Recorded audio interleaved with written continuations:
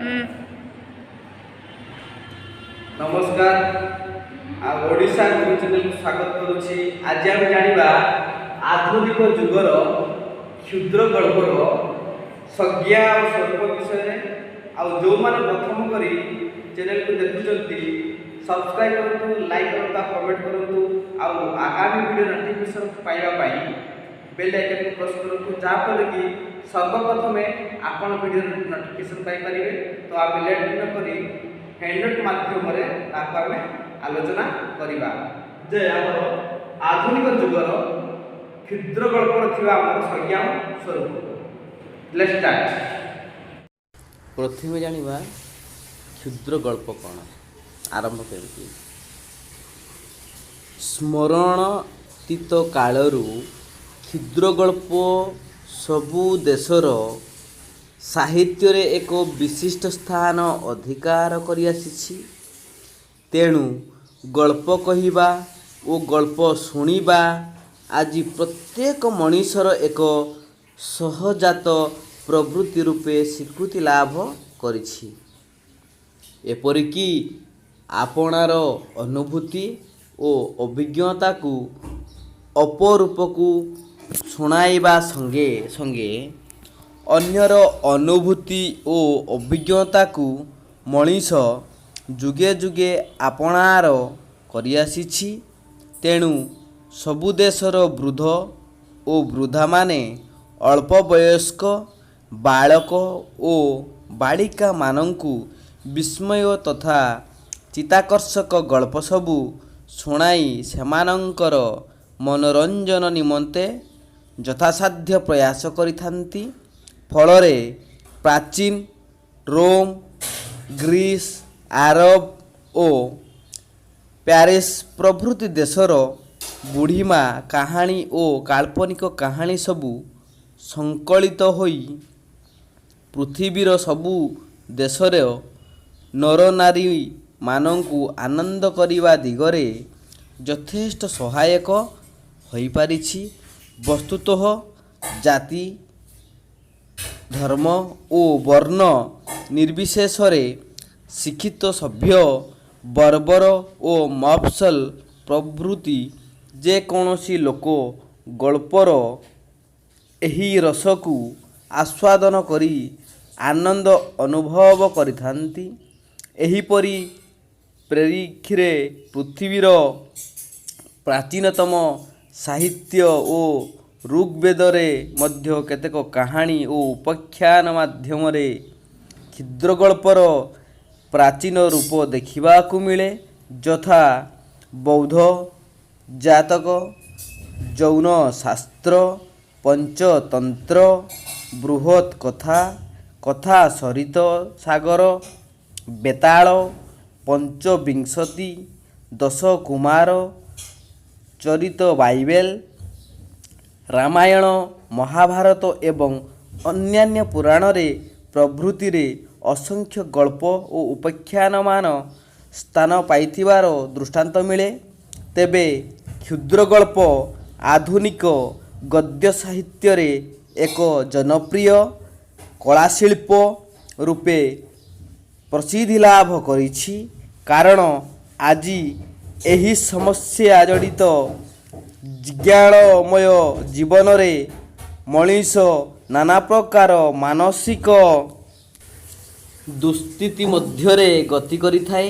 तेणु अल्प समय मध्यरे आनंद लाभ करिबा निमित्त से निर्भर करे एक क्षुद्र कलेबर विशिष्ट रचना को, जहा आकार रे क्षुद्र हेले मध्य व्यक्तिगत जीवन को समुज्ज्वल करिबा दिगरे यथेष्ट सहायक होइथाए।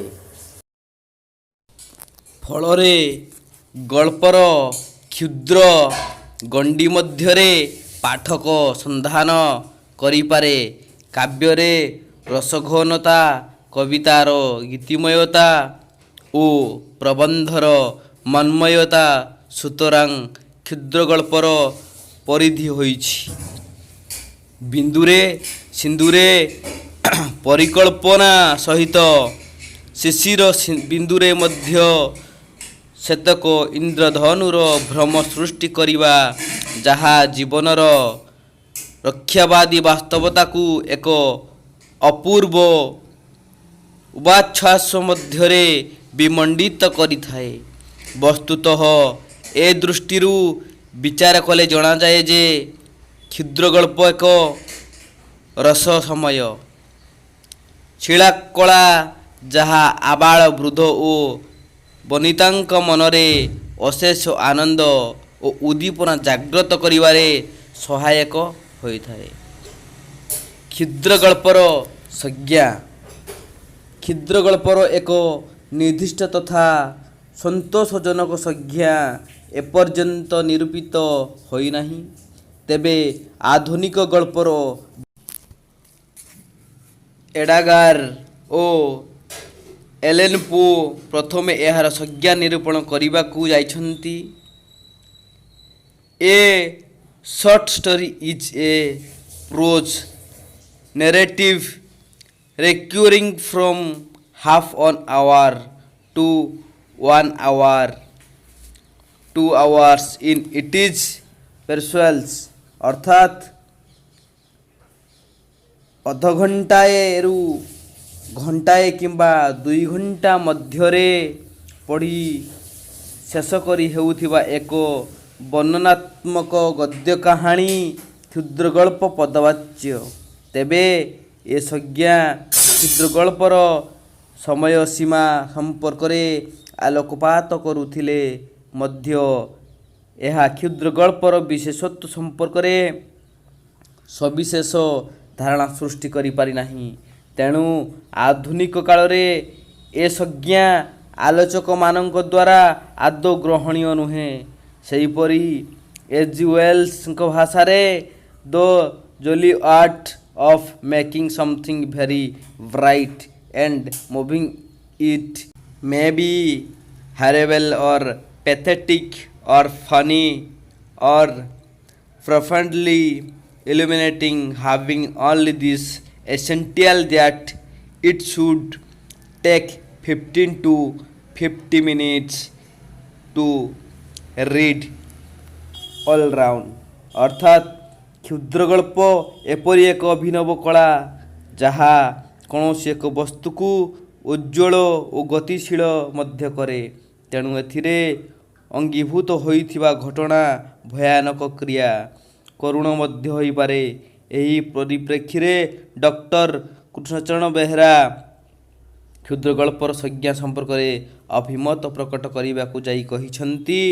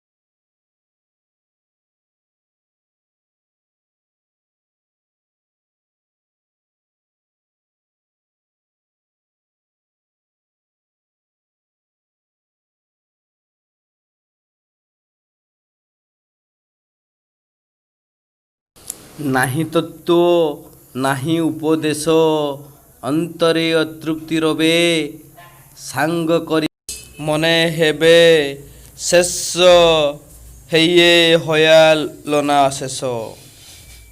ତୃତୀୟ କ୍ଷୁଦ୍ର ଗଳ୍ପର ଆରମ୍ଭ ଓ ପରିସମାପ୍ତି ନାଟକୀୟ ବା ଆକସ୍ମିକ ଭାବେ ରଚିତ ହେବା ଉଚିତ, କାରଣ ଏହାର ଆରମ୍ଭ ଯେପରି ପାଠକ ପ୍ରାଣକୁ ଅନୁପ୍ରାଣିତ କରିଥାଏ, ଅନୁରୂପ ଭାବରେ ଏହାର ପରିସମାପ୍ତି ମଧ୍ୟ ପାଠକ ମନରେ ଅନେକ ପ୍ରଶ୍ନାବଳୀ ପର୍ଯ୍ୟାୟ ସୃଷ୍ଟି କରିଥାଏ। ତେଣୁ କୌଣସି ବିଷୟରେ ସାଧନା କରିବା ପାଇଁ ତାହାର ଯଥାଯୋଗ ଉପସ୍ଥାପନା ପାଠକ ପ୍ରାଣରେ ଗତ ଶିହରଣ ସୃଷ୍ଟି କରିଥାଏ। ସେଥିପାଇଁ ଏଲିଓର ସେଜ୍ ଉଇ କହନ୍ତି, a short story is like horse race, it is the start and the finish that count most. ଚତୁର୍ଥତଃ ଲେଖକର ବକ୍ତବ୍ୟ ସଦାସର୍ବଦା କ୍ଷୁଦ୍ରଗଳ୍ପ ମଧ୍ୟରେ ସମ୍ପୃକ୍ତ ହେବା ଉଚିତ, କାରଣ ହୃତ୍ପିଣ୍ଡ ଯେପରି ଶରୀର ଭିତରେ ସନ୍ନିବେଶିତ ହୋଇଥାଏ, ଠିକ୍ ସେହିପରି ଲେଖକର ବକ୍ତବ୍ୟ ମଧ୍ୟ ଗଳ୍ପର ଅନ୍ତରାଳରେ ଆତ୍ମଗୋପନ କରି ରହିଥାଏ। ପଞ୍ଚମତଃ କ୍ଷୁଦ୍ରଗଳ୍ପର ଉଦ୍ଦେଶ୍ୟ ଓ ପ୍ରକ୍ରିୟା ତଥା କାର୍ଯ୍ୟ ଏକ ନିର୍ଦ୍ଦିଷ୍ଟ ଚିନ୍ତାଧାରା ଉପରେ ପର୍ଯ୍ୟବେସିତ ହେବା ଉଚିତ। ଏ ପ୍ରସଙ୍ଗରେ ଏଡ୍‌ଗାର ଆଲେନ୍ ପୋଙ୍କ ମତ ଅଭିମତ ହେଲା, କୌଣସି ସୁଦକ୍ଷ ଲେଖକ ପ୍ରଥମେ ଗୋଟିଏ ଆଖ୍ୟାନ ବସ୍ତୁ ସ୍ଥିର କରେ। ସେ ଚତୁର ହୋଇଥିଲେ ବିଭିନ୍ନ ଘଟଣା ଗୁଡ଼ିକ ଗଳ୍ପର ଅନ୍ତର୍ଭୁକ୍ତ କରିବା ନିମିତ୍ତ ଚେଷ୍ଟା ନ କରି ଏକ ନିର୍ଦ୍ଦିଷ୍ଟ ପରିଣତିରେ ଉପନୀତ ହେବା ନିମିତ୍ତ ଆବଶ୍ୟକ ଘଟଣାଗୁଡ଼ିକର ଏକତ୍ର ସମାବେଶ କରିଥାଏ। ଯଦି ଗଳ୍ପର ପ୍ରଥମ ବାକ୍ୟଟି ମଧ୍ୟ ଏକ ନିର୍ଦ୍ଦିଷ୍ଟ ପରିଣତକୁ ଗତି କରିବା ନିମିତ୍ତ ସାହାଯ୍ୟ କରିନଥାଏ, ତେବେ ଗଳ୍ପ ଲେଖକର ଉଦ୍ୟମ ବିଫଳ ହେଲା ବୋଲି ଗ୍ରହଣ କରିବାକୁ ହେବ। ଷଷ୍ଠତଃ କ୍ଷୁଦ୍ରଗଳ୍ପର ବାହ୍ୟ ରୂପ ଗଦ୍ୟାତ୍ମକ ଶୈଳୀରେ ରଚିତ ହୋଇଥିଲେ ମଧ୍ୟ ଏହାର ଅନ୍ତର୍ନିହିତ ରୂପ ସାଙ୍ଗୀତମୟ ତଥା ଗୀତିମୟ ରୂପେ ଅନୁମିତ ହୁଏ, କାରଣ ଏହା ଗୀତିମୟ କବିତା ଭଳି ଏକମାତ୍ର ଭାବନାକୁ କେନ୍ଦ୍ର କରି ସୀମିତ ପରିବେଶ ମଧ୍ୟରେ ମୂର୍ତ୍ତିମନ୍ତ ହୋଇଉଠେ। ସପ୍ତମତଃ କ୍ଷୁଦ୍ରଗଳ୍ପର ବିଷୟବସ୍ତୁକୁ ବ୍ୟାପକ ଭାବରେ ହୋଇନଥିବାରୁ ଯେକୌଣସି ବିଷୟକୁ ନେଇ କ୍ଷୁଦ୍ରଗଳ୍ପ ରଚନା କରାଯାଇପାରେ। ପରିମିତ ସମୟ ମଧ୍ୟରେ ଜୀବନର ଗୋଟିଏ ଦିଗ ଖଣ୍ଡ ଖଣ୍ଡ ଆବେଗ ଅନୁଭୂତି ବିଶେଷ ଦୃଶ୍ୟ ବା ଘଟଣାକୁ ଯାହା ସଂହତି ଓ ସଂଯତ ରୂପେ ପ୍ରଭାବଶୀଳ କରି ପ୍ରକାଶ କରେ, ତାହା ହିଁ କ୍ଷୁଦ୍ରଗଳ୍ପ। ବସ୍ତୁତଃ ବିଭିନ୍ନ ଦୃଷ୍ଟିରୁ ବିଚାର କରି ବହୁ ଆଧୁନିକ ଆଲୋଚନା କ୍ଷୁଦ୍ରଗଳ୍ପର ସଂଜ୍ଞା ନିରୂପଣ କରିବାକୁ ଯାଇ ବହୁ ବିଧମତ ଉପସ୍ଥାପନା କରିଥିବା ଦୃଷ୍ଟାନ୍ତ ମିଳେ। ତେବେ ସେସବୁ ମତାମତକୁ ଆଖି ଆଗରେ ରଖି କ୍ଷୁଦ୍ରଗଳ୍ପ ସମ୍ପର୍କରେ ଏକ ସ୍ଥଳ ସଂଜ୍ଞା ନିରୂପଣ କରାଯାଇପାରେ, ଯଥା କ୍ଷୁଦ୍ରଗଳ୍ପ ହେଉଛି ଏପରି ଏକ କ୍ଷୁଦ୍ର ରଚନା ଯେଉଁଥିରେ ପରିମିତ ସମୟ ମଧ୍ୟରେ ଜୀବନର ସୂକ୍ଷ୍ମ ଓ ଶାସିତ ଅନୁଭୂତି ତଥା ବିଶେଷ ଘଟଣାକୁ ଚିତ୍ତାକର୍ଷକ ଢଙ୍ଗରେ ପ୍ରକାଶ କରାଯାଇଥାଏ। କ୍ଷୁଦ୍ରଗଳ୍ପର ସ୍ୱରୂପ।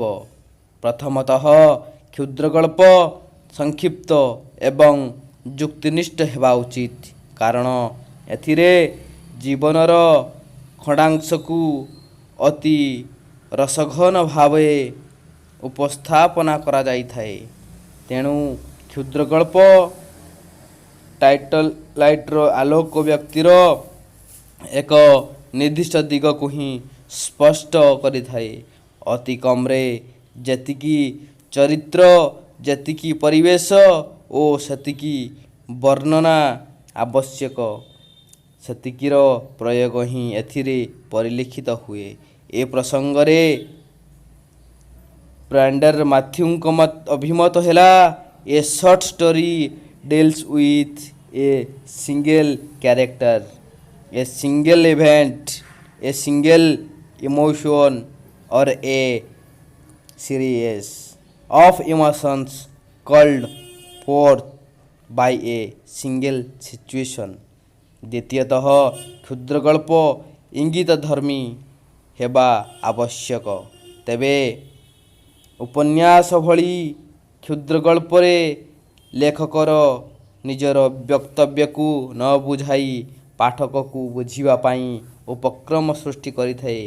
ଫଳରେ ଗଳ୍ପର ପରିସମାପ୍ତରେ ପାଠକର ଉତ୍କଣ୍ଠା ଜାଗ୍ରତ ହୁଏ, ଯଥା ଛୋଟ ଛୋଟ ବ୍ୟଥା, ଛୋଟ ଛୋଟ ଦୁଃଖ କଥା, ନିତାନ୍ତଇ ସହଜ ସରଳ, ସହସ୍ର ବିସ୍ମିତ ରାଶି, ପ୍ରତ୍ୟହ ଯେତେ ଛେବାଭାସି, ତାରି ଦୁଇ ଚାରିଟି ଅଶ୍ରୁଜଲ, ନାହିଁ ବର୍ଣ୍ଣନାର ଛଟା, ଘଟ ଘନାର ଘନ ଘଟ।